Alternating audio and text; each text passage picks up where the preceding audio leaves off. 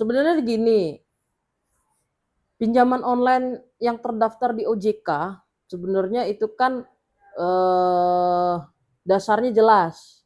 Kita tinggal buka lah sisi aturan peraturan di OJK seperti apa. Yang diawasi oleh OJK itu garis bawah ya.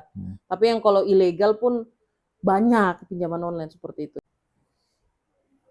Kalau tidak bisa membayar lah, tidak bisa membayar dengan dasar memang dasarnya jelas ya, tidak bisa membayar tapi hartanya banyak kan pun kita pusing juga kan. Datang aja ke pengacara, datang konsultasikan. Salah satunya gini, kalau dari sisi saya memberikan advice bahwa kalau ini terdaftar di OJK, mari kita bersama-sama lihat peraturan OJK seperti apa. Nah, yang saya ketahui dari sisi pinjaman, bunga pun sudah tidak bisa dibawa, bunga denda penalti itu sudah tidak bisa dibawa ketika si kreditur ini gagal bayar. Contoh, hutang pokoknya yang dia pinjam contohnya 100.000.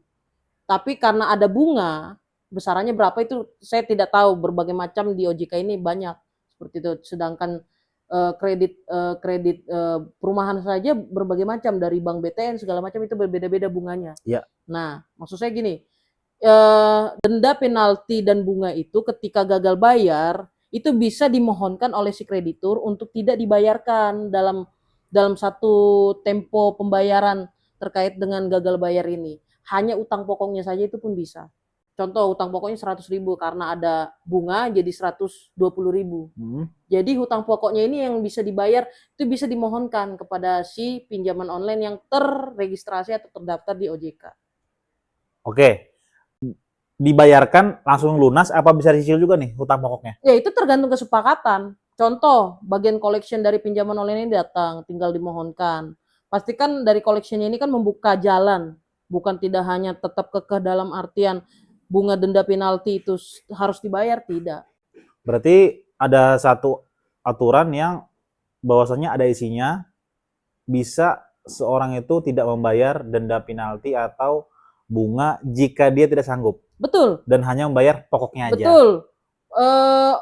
Peraturan OJK itu ada tipe-tipenya lah. Contoh gini, klasifikasinya ada call 1, call 2, call 3, call 4, call 5. Jadi call 1 contohnya, dia itu gagal bayar tempo 1 bulan sampai berapa bulan. Call 2 itu berkelanjutan lah. Jadi ada temponya. Jadi yang bisa dimaafkan itu di dalam sistem OJK itu pun ada. Kalau misalnya call 1, call 2, call 3 contohnya seperti itu. Kalau call 5 itu sudah sampai tahunan, Le. Berarti masih berbulan-bulan pun masih bisa masih bisa dimohonkan lah untuk tidak dibayarkan bunga denda penaltinya. Kecuali tahunan lah ya. Ada mungkin kecuali tahunan. Ada lagi regulasinya.